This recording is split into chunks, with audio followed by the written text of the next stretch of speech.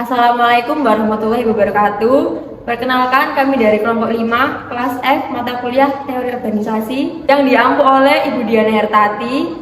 Di sini kami akan membawakan drama dengan judul Perbedaan Pendapat di Perusahaan Berkah Selalu, yaitu dengan anggota yang pertama saya, Kurnia Widya Anjali Amsari, NPM belakang 178. Dan saya Sinta Rahmawati, NPM 179. Dan saya Cinta Ismawanti, NPM 101. Saya Sabti Hinta Amanda, NPM 205. Kota Surabaya adalah kota yang ramai, sehingga cocok untuk berbisnis. Di suatu wilayah bagian Surabaya Barat, terdapat sebuah perusahaan yang bernama PT Berkah Selalu. Perusahaan ini memproduksi snack makanan ringan yang brandnya kini cukup besar dan banyak digemari generasi muda. Brand makanan ringan tersebut bernama Pinkui.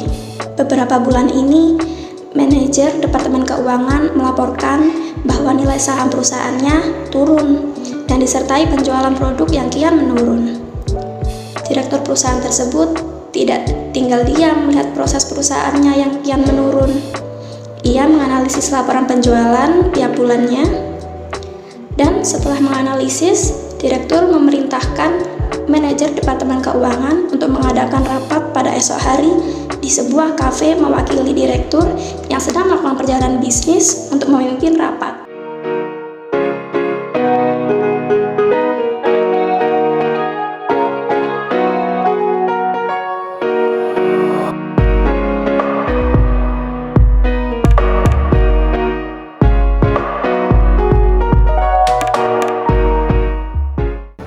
Selamat malam Kurnia, silakan duduk. Di sini kami sedang membahas tentang rencana pemasaran produk baru.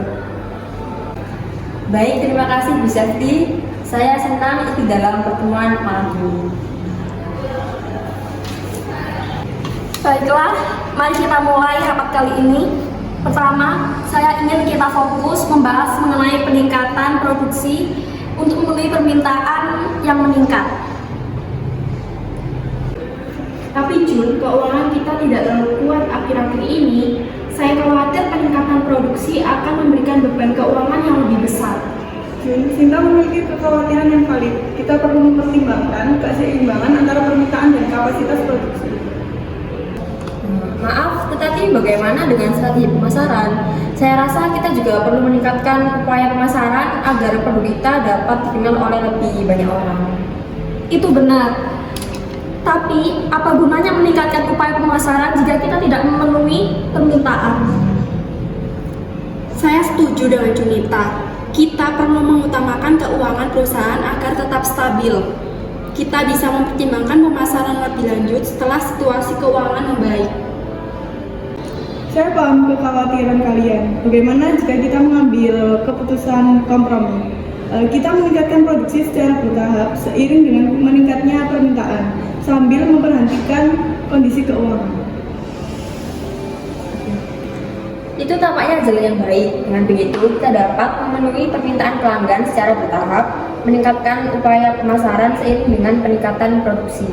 Saya setuju dengan solusi tersebut. Kita perlu mempertahankan keuangan yang sehat sambil memenuhi kebutuhan pelanggan. Baiklah, saya setuju. Mari kita buat rencana produksi yang lebih fleksibel dan mengikuti perkembangan pasar saat ini.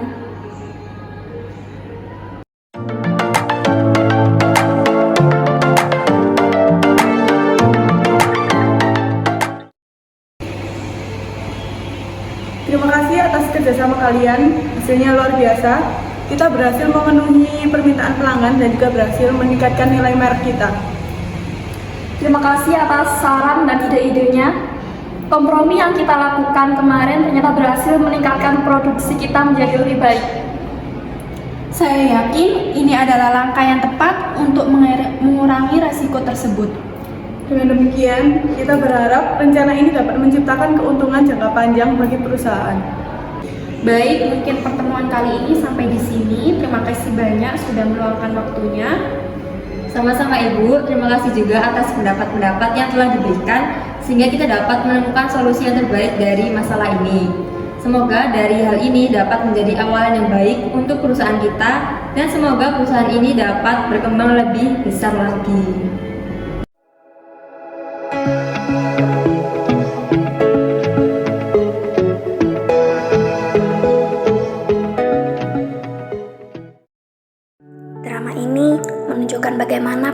pendapat dapat dihadapi dengan baik di tempat kerja. Karakter-karakter ini menggambarkan kerjasama, kompromi, dan keterbukaan untuk mencapai solusi terbaik. Meskipun awalnya mereka memiliki pandangan yang berbeda, mereka berhasil mencapai kesepakatan dalam bentuk memutuskan masalah tersebut.